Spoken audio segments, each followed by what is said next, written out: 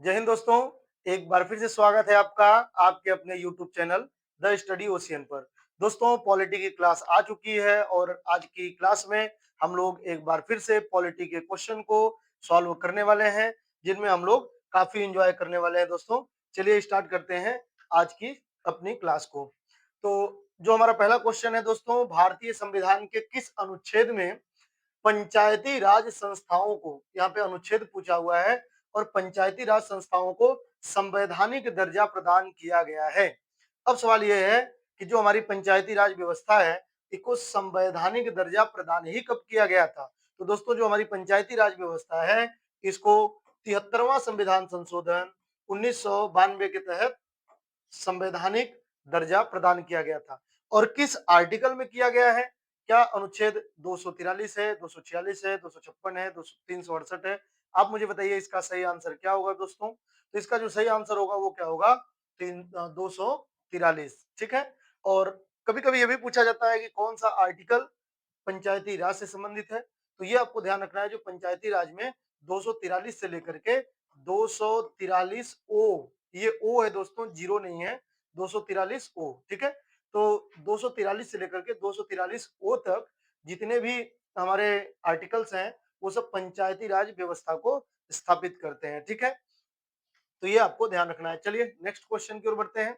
राष्ट्रीय मानवाधिकार आयोग के अध्यक्ष की नियुक्ति कौन करता है? तो दोस्तों, जो हमारा राष्ट्रीय मानवाधिकार आयोग है, दोस्तों, जो हमारा राष्ट्रीय मानवाधिकार आयोग है, इसकी स्थापना कब हुई थी? तो इसकी स्थापना हुई थी 1993 में, ये आप ध्यान रखेंगे। और इसके अध्यक्ष की नियुक्ति कौन करता है? तो क्या राष्ट्रपति करते हैं, या मुख्य न्यायाधीश करते हैं, या प्रधानमंत्री करता है, या लोकसभा अध्यक्ष करता है? आप इसका आंसर करेंगे दोस्तों। तो इसका जो सही आंसर होगा वो क्या होगा? भारत का राष्ट्रपति, ये ध्यान रखेंगे। एक फैक्ट मैं आपको और बता दूं, जो राष्ट्रीय मानवाधिकार आयोग का अध्यक्ष होता है, इसका कार्यकाल भी पूछा जाता है, तो कार्यकाल भी आपको ध्यान रखना है। कार्यकाल होता है 3 वर्ष का, और यह 70 वर्ष, या तो 3 वर्ष या 70 वर्ष की आयु होनी चाहिए। 70 वर्ष की आयु होनी चाहिए दोस्तों, आयु। ठीक है। या तो 3 वर्ष का कार्यकाल हो, या 70 वर्ष की आयु हो। जो पहले पूरा हो जाएगा वह रिटायर हो जाएगा फिर वो। ठीक है। चलिए नेक्स्ट क्वेश्चन की ओर बढ़ते हैं। भारत में voter verified paper audit trail VVPAT का उपयोग पहली बार कब किया गया था? तो दोस्तों, ये पूछ रहा है कि जो वीवीपैट है, वीवीपैट, अगर आप लोगों ने वोटिंग किया होगा तो आपको पता है कि जो हम लोगों का ईवीएम होता है, अगर आप उसको, जिस भी पार्टी को, जिस भी सदस्य को आप वोट देना चाहते हैं, तो जब आप वोट देते हैं तो उसके बाद एक छोटी सी पर्ची उसमें से निकल करके गिरती है, जिसमें कि वो चित्र दिखाया जाता है कि जिस पर आपने वोटिंग किया है। मतलब वो एक तरीके से वेरीफाइड करता है कि हाँ, आपका वोट इस पर गया हुआ है। ठीक है। तो जो वीवीपैट है, उस मशीन को वीवीपैट बोलते हैं। इसका उपयोग पहली बार कब किया गया था? तो ये इंपॉर्टेंट हो सकता है, ये आपको बताना है दोस्तों। ठीक है। तो देखिए, पहली बार कब किया गया था? क्या 2014 में, 2010 में, 2017 में, 2019 में? तो दोस्तों, मैं आपको बता रहा हूँ कि इसका जो पहला प्रयोग किया गया था वह नागालैंड में किया गया था। कहाँ किया गया था? नागालैंड के विधानसभा के चुनाव में, उपचुनाव था, तो वहां पर किया गया था। और ये किया गया था 2013 में। ठीक है, पहली बार। लेकिन पहली बार आम चुनाव में कब किया गया था? तो 2014 में। ठीक है ना, 2014 में, क्योंकि 2013 नहीं दिया हुआ है, तो 2014 के आम चुनाव में कुछ जगहों पर ये किया गया था। लेकिन सबसे पहली बार एक नागालैंड का उपचुनाव था 2013 में, तो वहां पर सबसे पहले वीवीपैट का प्रयोग किया गया था। ये आप ध्यान रखें। ठीक है। चलिए नेक्स्ट क्वेश्चन की ओर बढ़ते हैं। भारत में लोकपाल की नियुक्ति किसके द्वारा की जाती है? दोस्तों, जो लोकपाल है, यह भ्रष्टाचार निरोधक एक संस्था है ना, भ्रष्टाचार पर ये ध्यान रखती है। तो जो लोकपाल है की नियुक्ति किसके द्वारा की जाती है? क्या प्रधानमंत्री के द्वारा किया जाता है, क्या राष्ट्रपति के द्वारा किया जाता है, क्या मुख्य न्यायाधीश के द्वारा किया जाता है, या संसद के द्वारा किया जाता है दोस्तों? तो आपका सही आंसर क्या होगा? आप बताएं। इसका सही आंसर होगा राष्ट्रपति के द्वारा। जो लोकपाल की नियुक्ति है, यह राष्ट्रपति के द्वारा की जाती है। ठीक है ना।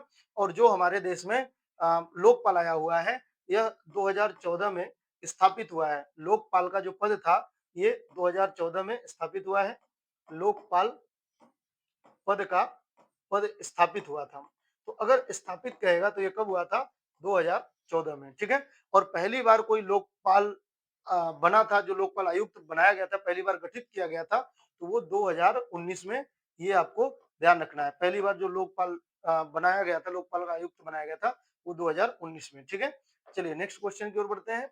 भारतीय संविधान में कितने प्रकार के आपातकाल का प्रावधान है? आपातकाल का प्रकार पूछा हुआ है कि कितने प्रकार का आपातकाल होता है दोस्तों?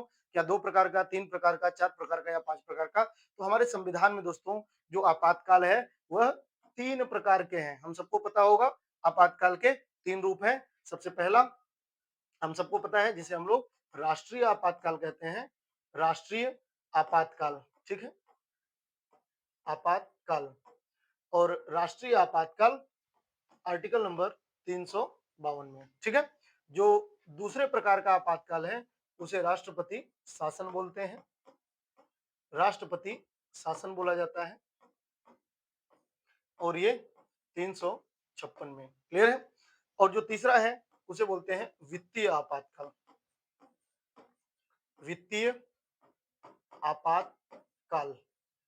और वित्तीय आपातकाल कहाँ थे, मतलब वित्तीय आपातकाल किस आर्टिकल में है, तो ये 360 में, क्लियर है। चलिए, तो ये 3 तरह के आपातकाल हैं जिन्हें आपको याद रखना ही चाहिए। नेक्स्ट क्वेश्चन की ओर बढ़ते हैं। भारत में निर्वाचन आयोग की स्थापना किस अनुच्छेद के तहत की गई है? दोस्तों यहाँ पे इलेक्शन कमीशन के बारे में पूछा हुआ है, निर्वाचन आयोग के बारे में पूछा हुआ है। बहुत इंपॉर्टेंट संस्था है ये, तो आपको ये याद पता होना चाहिए, याद होना चाहिए, है ना। इलेक्शन कमीशन, तो इलेक्शन कमीशन दोस्तों 3 सदस्यीय है। और हमारे जो इलेक्शन कमीशन है इसकी स्थापना कब हुई थी? तो इसकी स्थापना हुई थी दोस्तों 25 जनवरी 1950। 25 जनवरी 1950 को हमारे जो निर्वाचन आयोग है इसकी स्थापना हुई थी, संविधान लागू होने के ठीक एक दिन पहले। और निर्वाचन आयुक्त की भी इसी दिन निर्वाचन आयुक्त की भी इसी दिन पद को सृजित करके निर्वाचन आयुक्त को बनाया गया था। जो हमारे पहले निर्वाचन आयुक्त थे उनका नाम क्या था? सुकुमार सेन, क्लियर है। सुकुमार सेन ये हमारे पहले निर्वाचन आयुक्त थे, ये आपको ध्यान रखना है, क्लियर है ना। तो ये आप याद रखेंगे ये दोनों फैक्ट। 25 जनवरी 1950 को निर्वाचन आयोग का गठन हुआ था और सुकुमार सेन हमारे पहले निर्वाचन आयुक्त थे। ये बात आपको हमेशा याद रखना है दोस्तों। और 25 जनवरी को ही राष्ट्रीय मतदाता दिवस मनाया जाता है। वो इसीलिए मनाया जाता है क्योंकि 25 जनवरी 1950 को निर्वाचन आयोग का गठन हुआ था। तो 25 जनवरी को कौन सा दिवस मनाया जाता है हमारे यहाँ? राष्ट्रीय मतदाता दिवस, याद रहेगा, ठीक है। अब सवाल यह है कि निर्वाचन आयोग की स्थापना किस अनुच्छेद के तहत की गई है? तो क्या 324 है, 326 है, 330 है, 332 है? तो इसका सही आंसर क्या होगा दोस्तों? 324 है, क्लियर है। और 325 में क्या कहा गया है कि धर्म, जाति, लिंग, नस्ल के आधार पे किसी को वोटिंग से रोका नहीं जाएगा। और 326 में सार्वभौमिक वयस्क मताधिकार है, ठीक है। 326 में क्या है? सार्वभौमिक वयस्क मताधिकार, ठीक है ना, जिसकी मिनिमम एज कितनी है? 18 वर्ष। चलिए नेक्स्ट क्वेश्चन देखते हैं। लोकसभा में बजट किसके द्वारा प्रस्तुत किया जाता है? तो ये भी क्वेश्चन खूब पूछा जाता है और बहुत इंपॉर्टेंट ये भी क्वेश्चन है दोस्तों, लेकिन बहुत आसान है। ये क्वेश्चन बार-बार रिपीटेड होता है लेकिन बहुत ही आसान है, एक बार अगर आप समझ जाए। बजट किसके द्वारा प्रस्तुत किया जाता है लोकसभा में? तो बजट दोस्तों सबसे पहले लोकसभा में ही प्रस्तुत किया जाता है, इतना आपको ध्यान रखना है। हमेशा लोकसभा में ही प्रस्तुत होगा। और प्रस्तुतकर्ता कौन है? तो भारत के जो केंद्रीय वित्त मंत्री होते हैं उनके द्वारा ये प्रस्तुत किया जाता है। चलिए नेक्स्ट क्वेश्चन की ओर बढ़ते हैं। किस अनुच्छेद के तहत उच्चतम न्यायालय को परामर्श देने का अधिकार है? इसके कहने का मतलब यह है कि उच्चतम न्यायालय जो हमारा सुप्रीम कोर्ट है वह किसी के द्वारा मांगे गए सलाह, तो कौन मांगता है सलाह सुप्रीम कोर्ट से? राष्ट्रपति। दोस्तों एक आर्टिकल है, उस आर्टिकल के तहत राष्ट्रपति जो होता है वह सुप्रीम कोर्ट से सलाह ले सकता है। और वही आर्टिकल आपको यहाँ पे बताना है कि वो आर्टिकल कौन सा है जिसके तहत राष्ट्रपति सुप्रीम कोर्ट से किसी भी मैटर पर सलाह ले सकता है, ठीक है। तो आप मुझे बताएं कौन सा आर्टिकल है इसमें? तो दोस्तों इसका सही आंसर क्या होगा? 143 143, ये आपको ध्यान रखना है। अब मांगे गए सलाह पर उच्चतम न्यायालय रिएक्ट करता है कि नहीं, ये सुप्रीम कोर्ट के ऊपर डिपेंड करता है। और दी गई सलाह राष्ट्रपति मानता है कि नहीं, ये भी पूरी तरीके से राष्ट्रपति पर निर्भर करता है, इतना आपको ध्यान रखना है, ठीक है। तो चलिए नेक्स्ट क्वेश्चन की ओर बढ़ते हैं। हमारा जो अगला क्वेश्चन है, भारत में पहली बार राष्ट्रीय आपातकाल कब घोषित किया गया था दोस्तों? तो भारत में पहली बार जो राष्ट्रीय आपातकाल है यह घोषित कब किया गया था? तो मैं आपको बताऊं, हमारे देश में अभी तक जो नेशनल इमरजेंसी है वह कुल 3 बार घोषित किया गया है। कितनी बार? 3 बार राष्ट्रीय आपातकाल घोषित किया जा चुका है। तो जो पहला है दोस्तों, यह यही पूछा हुआ है कि कब घोषित किया गया था पहली बार। तो पहली बार दोस्तों इसमें से कब घोषित किया गया था? 1962 में। जब इंडिया चाइना वॉर हुआ था, तो उस टाइम पहली बार ये घोषित किया गया था, ठीक है? तो पहली बार 1962 में यहाँ पे दिया हुआ है। इसके बाद दूसरी बार दोस्तों 1971 में और तीसरी बार 1975 में। क्लियर है? तो ये आप ध्यान रखेंगे। जो पहली बार हुआ था ये बाह्य आक्रमण के आधार पे हुआ था, बाह्य आक्रमण के आधार पे हुआ था। जो दूसरी बार था ये युद्ध के आधार पे हुआ था, युद्ध के आधार पे हुआ था। और जो तीसरा है ये आंतरिक अशांति के आधार पर हुआ था, आंतरिक अशांति के आधार पर हुआ था, आंतरिक अशांति के आधार पर हुआ था। तो ये 3 आधार भी थे जो आपातकाल लगाने के 3 आधार होते हैं। तो ये 3 आधार पर आपातकाल घोषित किया जा सकता था। हालांकि जो 44वां संविधान संशोधन 1978 हुआ, तो उसके बाद आंतरिक अशांति की जगह पे यहाँ पे सैन्य विद्रोह कर दिया गया। ये भी आप ध्यान रखेंगे, ठीक है? तो नेक्स्ट क्वेश्चन की ओर बढ़ते हैं। भारत में नागरिकता संशोधन अधिनियम कब पारित हुआ था? नागरिकता संशोधन अधिनियम कब पारित हुआ था, यानी सीएए कब पारित हुआ था दोस्तों? तो मैं आपको बताऊं, एक क्वेश्चन होता है नागरिकता अधिनियम, नागरिकता अधिनियम कब पारित हुआ था? नागरिकता अधिनियम दोस्तों, जो नागरिकता वाला पार्ट है हमारे संविधान में, यह हमारे संविधान में भाग नंबर 2 में दिया हुआ है, भाग नंबर 2 में। और आर्टिकल है 5 से लेकर के 11 तक। ये ध्यान रखना है आपको, आर्टिकल है 5 से लेकर के 11 तक। 5 में नागरिकता की परिभाषा दी गई थी।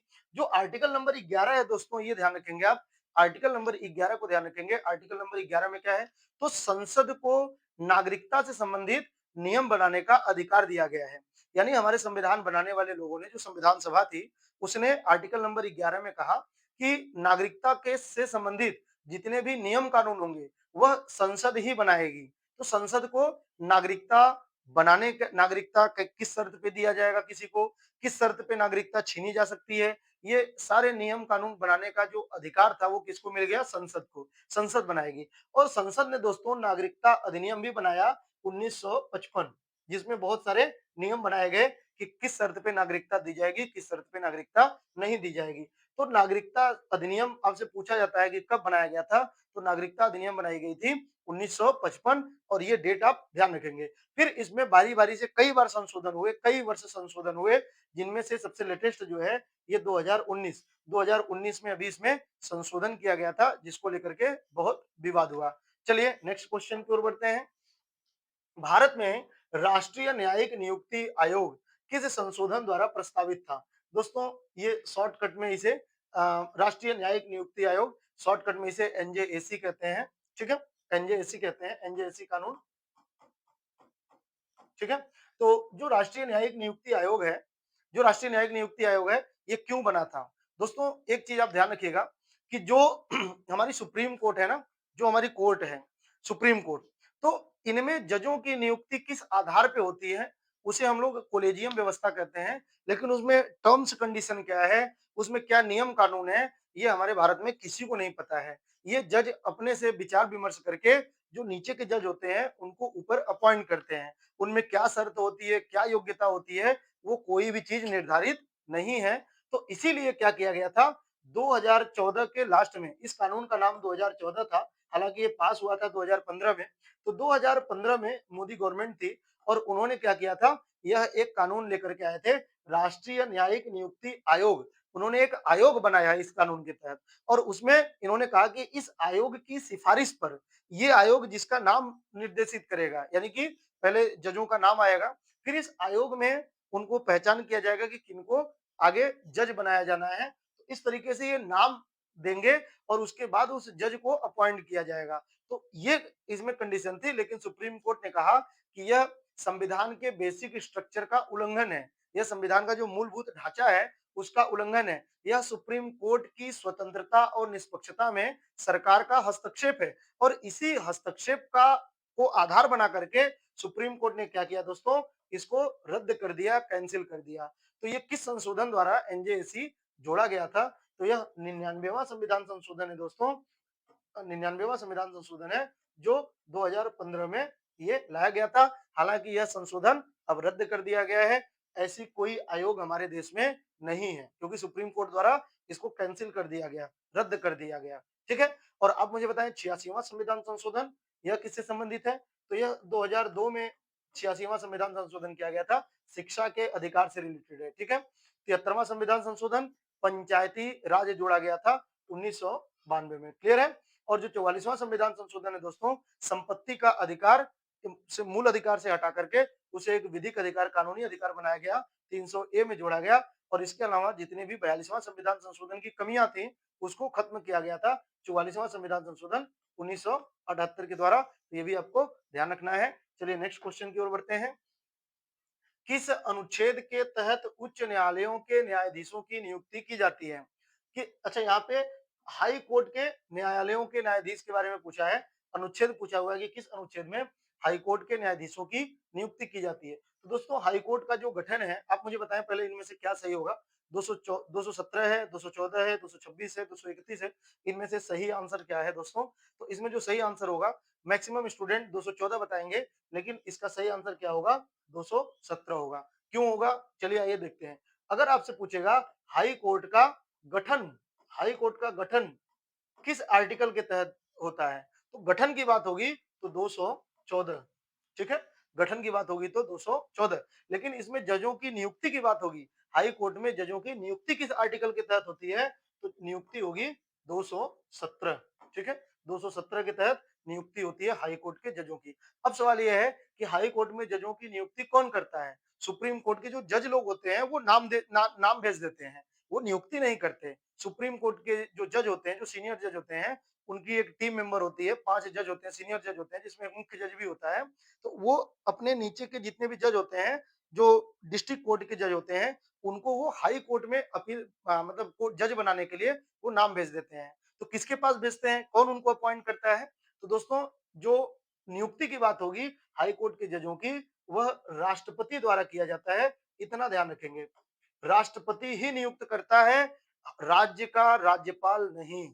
हमेशा ध्यान रखेंगे। और ऑप्शन में हमेशा राज्यपाल और राष्ट्रपति दोनों होता है। और स्टूडेंट अक्सर गलती करते हैं कि नियुक्ति में राज्यपाल ही टिक कर देते हैं। तो नियुक्ति हमेशा हाई कोर्ट के जज हो या सुप्रीम कोर्ट के जज हो, नियुक्ति हमेशा कौन करेगा?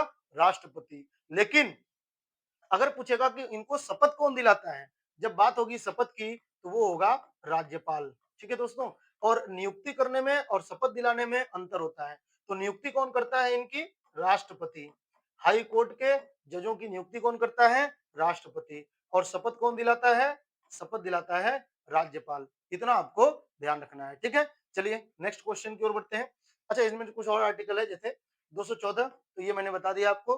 214 के तहत हाई कोर्ट के जजों की नियुक्ति की जाती है, सॉरी, हाई कोर्ट की स्थापना की जाती है और गठन किया जाता है। 217 के तहत जजों की नियुक्ति की जाती है। 226 भी बहुत इंपॉर्टेंट है दोस्तों। ये जो आर्टिकल 226 है, ये बहुत इंपॉर्टेंट आर्टिकल है। इसमें हाई कोर्ट के जजों को रिट जारी करने का अधिकार है। जैसे आर्टिकल नंबर 32 में सुप्रीम कोर्ट को रिट जारी करने का अधिकार होता है मौलिक अधिकार के संरक्षण को लेकर के, ऐसे ही 226 हाई कोर्ट को ये अधिकार देता है कि वह भी रिट जारी करे। क्लियर है। तो रिट जारी किया जाता है 226 के तहत, सुप्रीम कोर्ट हाई कोर्ट को ये अधिकार है। इतना आपको ध्यान रखना है। चलिए नेक्स्ट क्वेश्चन की ओर बढ़ते हैं। भारत में राष्ट्रीय जांच एजेंसी यानी कि एनआईए, दोस्तों यह एक जांच एजेंसी है। और इसकी स्थापना कब हुई थी? 2008, 2010, 12 और 14। ये खूब चर्चा में रहता है। और कई मतलब इसके ऊपर विवाद भी है कि ये सरकार का एक पिछलग्गू संस्था है। मतलब ये कभी भी सरकार जो गवर्नमेंट में होता है उसकी जांच न करके हमेशा विपक्ष के नेताओं का या जो सरकार के खिलाफ बोलते हैं उनकी जांच करता है। तो इसके ऊपर, इन संस्थाओं के ऊपर आरोप लगते रहते हैं। तो लेकिन ये इंपॉर्टेंट संस्था है एनआईए, है ना, राष्ट्रीय जांच एजेंसी, नेशनल इन्वेस्टिगेशन एजेंसी बोलते हैं इसको। तो इसकी स्थापना कब हुई थी? तो दोस्तों जो हमारे यहाँ मुंबई का 2008 का घटना हुआ था, 9/11 का घटना हुआ था दोस्तों, है ना, 26/11 का, जो 26/11 की घटना हुई थी दोस्तों, 26 नवंबर 26 नवंबर की घटना थी। कब? ये 2008 की बात है ना। जो 26/11 की घटना थी, ये मुंबई में कुछ आतंकवादियों ने ताज होटल समेत कई सारे जो पब्लिक प्लेस थे वहां पर इन्होंने कई सारे पब्लिक प्लेस पर गोलीबारी की थी, आतंकवाद को लेकर के टेरर फैलाया था। तो उसके बाद ही इस संस्था की स्थापना हुई थी 31 दिसंबर 2008। उसी वर्ष उसी टाइम हुआ था 31 दिसंबर 2008। तो ये आप ध्यान रखेंगे 2008 में एनआईए की स्थापना हुई थी। कुछ और भी संस्थाएं मैं बताता हूं दोस्तों, जिनको आपको याद रखना है और ये आप याद कर लेंगे दोस्तों। जैसे कि आपसे पूछा जाए सीबीआई, है ना? सीबीआई की स्थापना, क्राइम ब्यूरो जो इन्वेस्टिगेशन है, इसकी स्थापना, सीबीआई की स्थापना कब हुआ था? तो सीबीआई की स्थापना दोस्तों 1963 में हुआ था। ये आपको ध्यान रखना है, ठीक है? फिर जैसे आपसे पूछे एनडीआरएफ, एनडीआरएफ, एनडीआरएफ की स्थापना दोस्तों कब हुआ था? तो एनडीआरएफ की स्थापना 2006 में हुआ था। ये आपको ध्यान रखना है दोस्तों, ठीक है? फिर जैसे आपसे पूछे ईडी, प्रवर्तन निदेशालय जिसे कहते हैं ईडी, ईडी की स्थापना कब हुआ था? तो ईडी की स्थापना दोस्तों 1956 में हुआ था। ये आपको ध्यान रखना है, ठीक है? फिर जैसे आपसे पूछे दोस्तों सीआरपीएफ की स्थापना कब हुआ था? तो इसका डेट भी आपके लिए इंपॉर्टेंट है। सीआरपीएफ की स्थापना 27 जुलाई 27 जुलाई 1939, 27 जुलाई 1939 को हुआ था सीआरपीएफ की स्थापना। ये भी आपको ध्यान रखना है। फिर सीआईएसएफ, सीआईएसएफ की स्थापना कब हुआ था? तो ये भी आपको ध्यान रखना है। ये 10 मार्च, 10 मार्च, इन दोनों का डेट भी इंपॉर्टेंट है। 10 मार्च 1969 को, 10 मार्च 1969 को हुआ था। क्लियर है? फिर दोस्तों बीएसएफ की स्थापना कब हुई थी? बीएसएफ, बीएसएफ की स्थापना दोस्तों 1965 में हुआ था। ये भी आपको ध्यान रखना है। बीएसएफ की स्थापना कब हुई थी? 1965 में। ये आपको ध्यान रखना है। फिर आरपीएफ की स्थापना कब हुई थी दोस्तों? आरपीएफ, जो आरपीएफ की स्थापना है यह 1985 में हुआ था। ये भी आपको ध्यान रखना है दोस्तों, ठीक है? फिर कुछ और संस्थाएं मैं बताता हूं, वो भी आप ध्यान रखेंगे। जैसे कि इसरो, अगर आपसे पूछा जाए इसरो की स्थापना कब हुआ था? तो इसरो की स्थापना दोस्तों 15 अगस्त, कब हुआ था? 15 अगस्त 1969, 15 अगस्त 1969 को इसरो की स्थापना हुई थी। ये आपको ध्यान रखना है। फिर एक संस्था है डीआरडीओ, डीआरडीओ, डीआरडीओ की स्थापना दोस्तों कब हुआ था? तो डीआरडीओ की स्थापना हुआ था 1958, ठीक है? डीआरडीओ की स्थापना दोस्तों 1958 में हुआ था। तो ये कुछ संस्थाएं हैं जिनको मैंने बता दिया, जो आपको याद करनी ही चाहिए, ठीक है? नेक्स्ट क्वेश्चन की ओर चलते हैं। भारत में अनुसूचित जनजाति आयोग, जो 2004 में इस आयोग को स्थापित किया गया था। 2004 में ये संस्था बनी थी, जो जनजातियों के अधिकारों को लेकर के ये आयोग देखती है। तो इसकी स्थापना बहुत इंपॉर्टेंट है दोस्तों, कब हुआ था? 2004 में, है ना? जो यष्टि आयोग बना था हमारे यहाँ, यष्टि आयोग, ये कब बना था? 2004 में। ये आपको ध्यान रखना है। तो यह किस अनुच्छेद के तहत गठित किया गया था? यह दोस्तों 338 ए के तहत गठित किया गया था। जो 338 है दोस्तों, इसमें यस्सी आयोग है। इसमें क्या है? यस्सी आयोग है, ठीक है? यष्टि आयोग 338 ए में है, और जो यस्सी आयोग है ये किसमें है? 338 में है। ये आप ध्यान रखेंगे। नेक्स्ट क्वेश्चन, भारत में संसदीय सचिव की नियुक्ति कौन करता है? जो संसदीय सचिव होता है दोस्तों, इसकी नियुक्ति किसके द्वारा किया जाता है? तो संसदीय सचिव की नियुक्ति कौन करता है? क्या प्रधानमंत्री करता है, लोकसभा का अध्यक्ष करता है, राष्ट्रपति करता है, या संसदीय कार्य का मंत्री करता है? तो दोस्तों इसका जो नियुक्ति है, यह ध्यान रखना है आपको कि प्रधानमंत्री के द्वारा किया जाता है, न कि राष्ट्रपति के द्वारा, ठीक है? यह प्रधानमंत्री के ही दिशा निर्देश को मानता है। जो मतलब बैठक होती है, वह इसी के अनुसार देखा जाता है। तो ये ध्यान रखेंगे आप, प्रधानमंत्री के द्वारा ही संसदीय सचिव, क्योंकि सचिव है तो वो प्रधानमंत्री ही है, प्रधानमंत्री के अंडर में वो काम करता है। तो इसकी नियुक्ति प्रधानमंत्री करता है। और प्रधानमंत्री की नियुक्ति एक तो ये इंपॉर्टेंट होता है, ये आप ध्यान रखेंगे। जो संसदीय सचिव है, प्रधानमंत्री की नियुक्ति, प्रधानमंत्री के द्वारा जो नियुक्ति है, एक और भी है जो आप ध्यान रखेंगे, वो है नीति आयोग का उपाध्यक्ष। नीति आयोग, नीति आयोग का उपाध्यक्ष, इसकी नियुक्ति भी कभी भी पूछेगा आपसे, तो आप हमेशा किसको बताएंगे? प्रधानमंत्री को। प्रधानमंत्री के द्वारा ये दो नियुक्तियां बड़ी ही इंपॉर्टेंट हैं। जो पूछा जाता है ये प्रधानमंत्री के द्वारा की जाती हैं, और नीति आयोग का अध्यक्ष तो स्वयं प्रधानमंत्री ही होता है, ठीक है? नेक्स्ट क्वेश्चन, किस अनुच्छेद के तहत केंद्र सरकार राज्यों को निर्देश दे सकती है? किस अनुच्छेद के तहत जो केंद्र सरकार है हमारी वह राज्यों को निर्देश दे सकती है?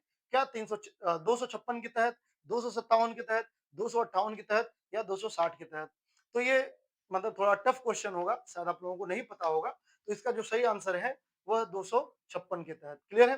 256 के तहत जो केंद्र सरकार है वह राज्यों को कुछ भी गाइडलाइन जारी कर सकती है। जैसे कोरोना काल में दोस्तों केंद्र सरकार राज्यों को तरह-तरह के गाइडलाइन जारी कर रहे थे।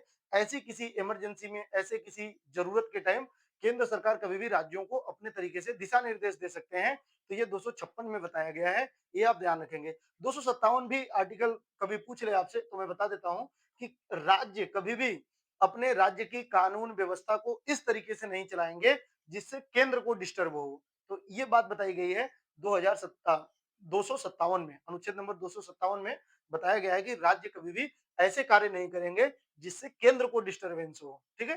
तो ये बताया गया है 257 में। और 256 में बताया गया है कि जो केंद्र सरकार है वह राज्यों को कोई गाइडलाइन जारी कर सकती है, कुछ दिशा निर्देश दे सकती है। ठीक है? चलिए नेक्स्ट क्वेश्चन की ओर बढ़ते हैं। भारत में राष्ट्रीय महिला आयोग की स्थापना कब हुआ था? ये भी बहुत इंपॉर्टेंट आयोग है दोस्तों। और आप भी अगर 2-4 एग्जाम दिए हो या प्रैक्टिस सेट लगाते होंगे तो हर सेट में ही लगभग ऐसे क्वेश्चन पूछे जाते हैं कि इस आयोग की स्थापना जिनमें से महिला आयोग खूब रिपीट करता है, बार बार ये पूछा जाता है। तो ये बहुत इंपॉर्टेंट है। इसका ईयर तो मेरे ख्याल से हर तैयारी करने वाले स्टूडेंट को रटा होना चाहिए। क्या 1990 है, 92 है, 95 है या सन 2000? तो इसका सही आंसर क्या होगा दोस्तों? 1992। ये आपको ईयर याद रख लेना है। ठीक है? चलिए नेक्स्ट क्वेश्चन की ओर बढ़ते हैं। भारत में संघ लोक सेवा आयोग जो यूपीएससी है, इसके सदस्यों की नियुक्ति कौन करता है? तो चाहे इसके सदस्यों की नियुक्ति कहे, चाहे इसके अध्यक्ष की नियुक्ति कहे, नियुक्ति कौन करता है दोस्तों?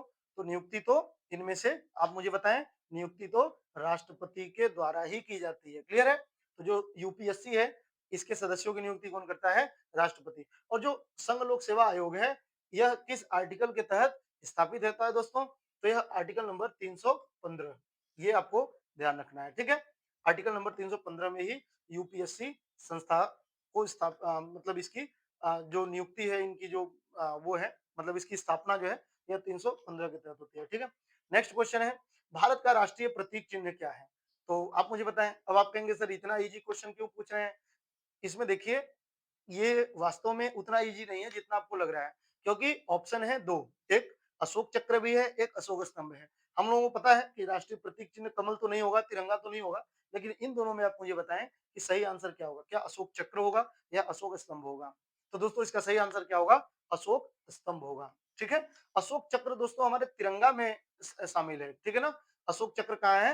हमारे तिरंगा में शामिल है, जो नीले रंग से है। और अशोक स्तंभ दोस्तों यह हमारा राष्ट्रीय प्रतीक चिन्ह है। और यह अशोक स्तंभ आपको पता है जो सम्राट अशोक था उसका एक ये चिन्ह हुआ करता था, और वही हमने ग्रहण कर लिया। उसके स्तंभ चिन्हों पर ऐसा मिलता है, स्तंभ लेख जो मिलते हैं अशोक के, उस पर यह मिलता है। और हमारा जो अशोक स्तंभ का चिन्ह लिया गया है, तो अशोक के तो बहुत सारे स्तंभ लेख हैं, तो कहाँ के स्तंभ लेख से ये चिन्ह लिया हुआ है? तो दोस्तों ये सारनाथ, जो सारनाथ है, सारनाथ के स्तंभ से ये प्रतीक चिन्ह लिया गया है। ये भी ध्यान रखेंगे। और सारनाथ कहाँ पड़ता है? तो ये वाराणसी में है। ठीक है? सारनाथ कहाँ पे है? तो ये वाराणसी, उत्तर प्रदेश। तो ये ध्यान रखेंगे आप। ठीक है? नेक्स्ट क्वेश्चन है, नेक्स्ट क्वेश्चन है, भारत में कितने संघ राज्य क्षेत्र हैं? तो जो हमारे यहाँ राज्य संघ राज्य क्षेत्र है उनकी संख्या कितनी है दोस्तों? 8। और राज्य कितने हैं? राज्य हैं 28। ये आपको ध्यान रखना है। नेक्स्ट क्वेश्चन, संविधान का अनुच्छेद 32 क्या प्रदान करता है? यानी कि हमारा जो 32 है उसके तहत क्या प्रावधान किया गया है? मौलिक अधिकारों का संरक्षण है इसमें, इसके तहत, या आपातकाल की घोषणा होती है इसके तहत, या पंचायती राज की व्यवस्था है, या नागरिकता है? तो क्वेश्चन भले ही थोड़ा सा कठिन लगे, लेकिन ऑप्शन इतना इजी दिया हुआ है कि आप आसानी से पकड़ सकते हैं कि इसमें क्या ही होगा। तो दोस्तों इसका जो सही आंसर होगा वो क्या होगा? मौलिक अधिकारों का संरक्षण। ठीक है? और ये सुप्रीम कोर्ट द्वारा, यह सुप्रीम कोर्ट द्वारा एक तरीके से संरक्षित किया जाता है 32 के तहत, जो रिट जारी करके किया जाता है। राज्यपाल की नियुक्ति कौन करता है? तो दोस्तों राज्यपाल की नियुक्ति क्या राष्ट्रपति कर राज्यपाल की नियुक्ति कौन करता है? तो राज्यपाल की नियुक्ति राष्ट्रपति द्वारा की जाती है, मुख्यमंत्री द्वारा की जाती है, प्रधानमंत्री द्वारा किया जाता है, या विधानसभा द्वारा किया जाता है? आप मुझे बताएं राज्यपाल की नियुक्ति कौन करता है? दोस्तों सही आंसर होगा राज्यपाल की नियुक्ति राष्ट्रपति करता है। तो ये आप कहेंगे कि सर ये तो बहुत इजी क्वेश्चन था, लेकिन आप मुझे इसका आर्टिकल बताएं, इसका आर्टिकल किस आर्टिकल के तहत राज्यपाल की नियुक्ति होती है, और इसका आर्टिकल बहुत इंपॉर्टेंट है। तो आर्टिकल क्या है दोस्तों? 155, 155। और ये आर्टिकल मोस्ट इंपॉर्टेंट है, ये भी आपको याद रख लेना है, बहुत पूछा जाता है। राज्यपाल की नियुक्ति किस आर्टिकल के तहत होती है? Article number 155। और कौन करता है? राष्ट्रपति। क्लियर है? नेक्स्ट क्वेश्चन की ओर बढ़ते हैं। संविधान का कौन सा अनुच्छेद धर्मनिरपेक्षता से संबंधित है? संविधान का कौन सा अनुच्छेद है जो धर्मनिरपेक्षता से संबंधित है? अनुच्छेद 25, अनुच्छेद 14, अनुच्छेद 19, अनुच्छेद 32। तो इसका सही आंसर क्या होगा दोस्तों? जो एकदम बेहतरीन आंसर है वह है अनुच्छेद 25। इसमें सभी नागरिकों को, सभी व्यक्तियों को धर्म की स्वतंत्रता प्राप्त है, और इसके अलावा हर व्यक्ति अपने धर्म को मानने, उसका आचरण करने और उसका प्रचार प्रसार करने के लिए पूरी तरीके से स्वतंत्र है। ये आपको ध्यान रखना है। ठीक है, चलिए नेक्स्ट क्वेश्चन की ओर बढ़ते हैं। भारतीय संविधान में कौन परिवर्तन कर सकता है? यानी हमारा जो संविधान है इसमें परिवर्तन किसके द्वारा किया जा सकता है? क्या नई संविधान सभा द्वारा ही संविधान में चेंज होगा? क्या संसद द्वारा चेंज होगा? क्या विधानसभा द्वारा चेंज होगा? या राष्ट्रीय सम्मेलन? अच्छा, मैं यहाँ पे आपसे राष्ट्रीय सम्मेलन न दे करके यहाँ पे मैं एक ऑप्शन रखता हूं कि संसद एवं विधानमंडल, विधान सभा कर लीजिए, विधानमंडल करते हैं, विधान मंडल दोनों। ठीक है, आप मुझे बताएं कि जो संविधान में संशोधन कौन कर सकता है? तो आप मुझे बताएं, अगर संशोधन करना ही हो, संविधान में कुछ चेंज करना हो, तो वो कौन कर सकता है? नई संविधान सभा करेगी, या संसद करेगी, या विधानसभा करेगी, या संसद एवं विधानमंडल दोनों मिल करके करेंगे? तो दोस्तों इसका जो सही आंसर होगा वह संसद है। हालांकि मैं आपको बताऊं कि कुछ संशोधन बिना विधानसभा के, बिना विधानमंडलों की सहमति के नहीं हो सकते। ठीक है, लेकिन आंसर क्या होगा? संसद। ध्यान रखना है, संविधान में संशोधन करने का अधिकार राज्य के विधानमंडलों को नहीं है। ठीक है, नेक्स्ट क्वेश्चन की ओर बढ़ते हैं। संविधान सभा का कानूनी सलाहकार कौन था? क्या डॉक्टर भीमराव अंबेडकर थे? क्या के एम मुंशी जी थे? क्या बी एन राव थे? क्या डॉक्टर राजेंद्र प्रसाद थे? तो कानूनी सलाहकार कौन था? और इसका आंसर करेंगे दोस्तों आप लोग कमेंट के द्वारा। तो इस वीडियो के कमेंट बॉक्स में जाकर के इसका आंसर आप लोग जरूर बताएं। ठीक है, तो इंतजार रहेगा आपके आंसर का। आज के लिए इतना ही, बाकी ढेर सारी शुभकामनाएं आपको। पढ़ते रहिए, मस्त रहिए। जय हिंद, जय भारत।